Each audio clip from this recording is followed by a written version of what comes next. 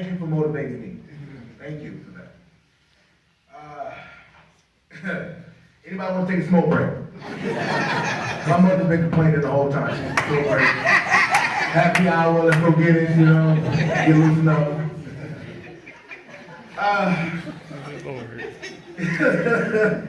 I'm the last person to speak, and, I always kind of face myself on that, but, Ian said it earlier that, I was always the mouth of the South. So I'm going to give you guys my last spiel one last time, so just bear with me, please. I want to first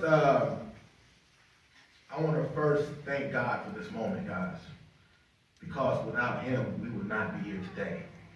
Everything that all of us, the inductees, the parents, the teachers, the professors, the school, the foundation that it was built would not be possible without God. So let's give God a round of applause, please. The Hall of Fame committee.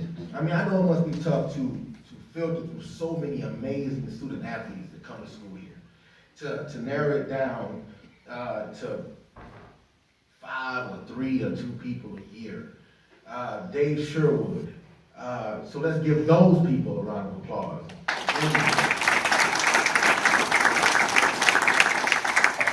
Quick story about Dave Sherwood. Playing against Catawba.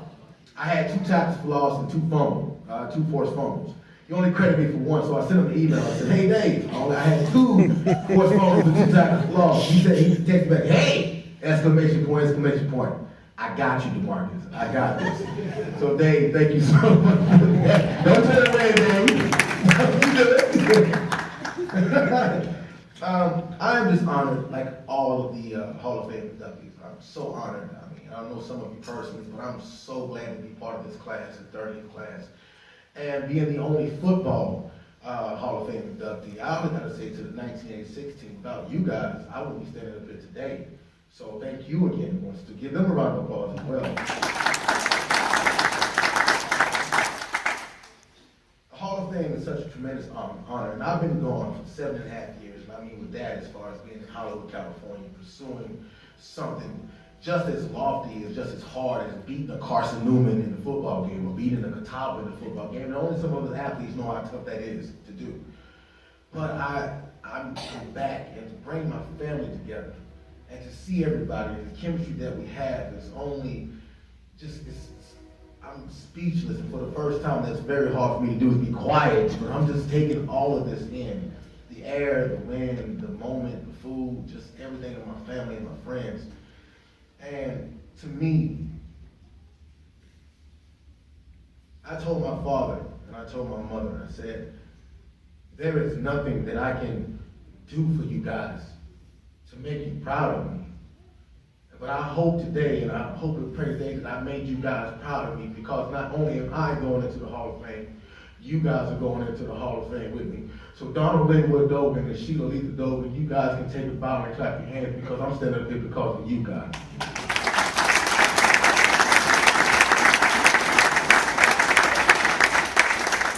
My mother, a loving creature, yelled at every game you could hear over every parent. Get him, Shanka, get him! My father, just a quiet, silent assassin, but when I done something wrong, I knew that he was looking at me, and I knew that when I played the game, I didn't want to disappoint them, as well as my teammates, but most importantly them, because some people don't have parents that just care and do everything. My father worked 14-hour days on his feet in a hot chemical plant. My mother, she had did non-profit organizations and raised millions of dollars for people because they couldn't have it. These are hard-working people, but it didn't matter. They was at every game. They bought me whatever I needed, whatever it was, gloves, football, whatever I needed, they were there. And I remember one game against Sponheim, and my father told you about this, and this is what always clicked in my mind when I played the game of football. We were playing against Spartanburg High School, Spartanburg High, and we were both 4-0. And it was a big game in Wofford Stadium. And I was trying to make a tackle on Rodney Harris, who was probably the fastest human being in the world. He ran right past me. And I remember coming to the sideline, Wade Cooper, my defensive coach, started just yelling at me. But I kind of blocked him out because Donald Dogan comes down the sideline. He says, "Demarkus, look at me, look at me." So I look up at him and I said, "Yes, sir." He said, "You're embarrassing out there. You're better than that. You know what to do. Stop it." And voice I always heard when I played the game. I love you, Daddy, for that. Because without that, I wouldn't be standing up there as a Hall of Famer.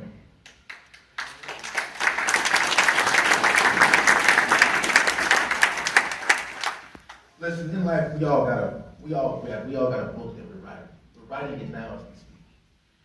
And in life, we have certain chapters that you gotta read. And you said it further up the lacrosse. She said not lacrosse, but the cross country. She said it. We all have a book. We all have a chapter that we're writing within our life. My chapter started off at Wingate University as a freshman. It started like this, and it's a true story. Can't make this up. I'm at home. My mother's at home. My dad's at work. I get a phone call. Mother says, "Demarkus, there's a coach on the phone to speak to you." I said, "Well, who is he?" He said, "Well, you pick up and talk to him." So I picked up the phone and talked to him. "This is Demarkus Dogan?" "Yes, it is." "This is Jack Young." Jack Young, God bless him, just passed away. Jack Young said, "This is Demarkus Dogan?" I said, "Yes, sir, it is." "You come to Wingate University?" "I am." Can you be here Saturday?" "I will." "But I have the ASS here and I'm not playing no games with you." "Okay." Gives me the address, I hang up the phone. I go to my mother, I said, "Yo, Mama, that man was kind of crazy. Everybody been crazy, I don't know what." But I said, "Let's see where this goes." So we came up like everybody else. We came on a visit. And we fell in love with the school instantly. I fell in love with the school. And then my journey began. I was like, I need something to pursue. Like you said, it was self-motivation. What was going to motivate me? So I turned to the program. I looked back at it and I said, okay.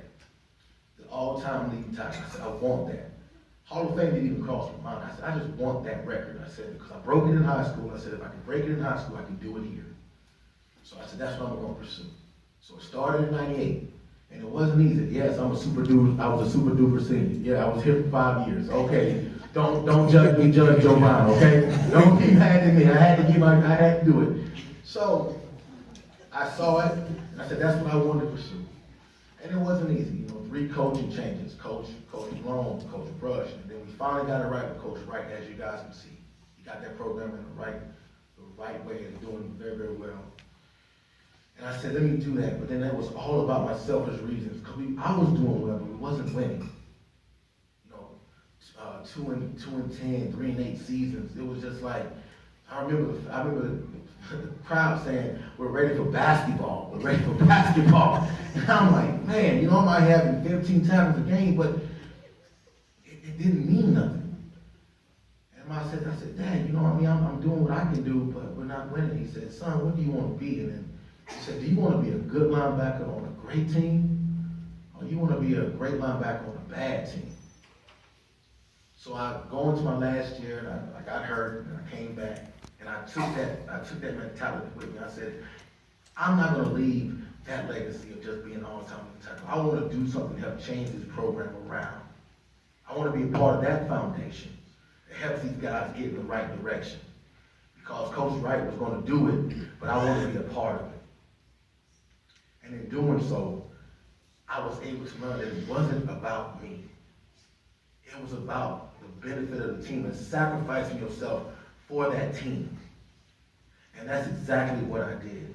And I've taken that mentality from that year and I've turned it into myself, is that all the sacrifices you gotta make, you do it for a reason, because in your journey, in your book of life, you gotta look back and say, it's never about you or you. It's about what I've done to help somebody else. I know that I can look back at my tenure here at Wingate, that I was a very pivotal part of helping this program, the football program, turn around. So every time I see that we're beating Tuskegee 19-0, or we're beating Carson Newman, or we're beating Catawba, or whoever we play, I know that I was a part of that. And in return, I came in, Demarkus Dogan, freshman from Bonnell Springs, South Carolina, and I leave Demarkus Dogan, graduate of Wingate University, but most importantly, a Hall of Famer from Wingate University. I thank you all. God bless each and every one of you. Thank you so very much.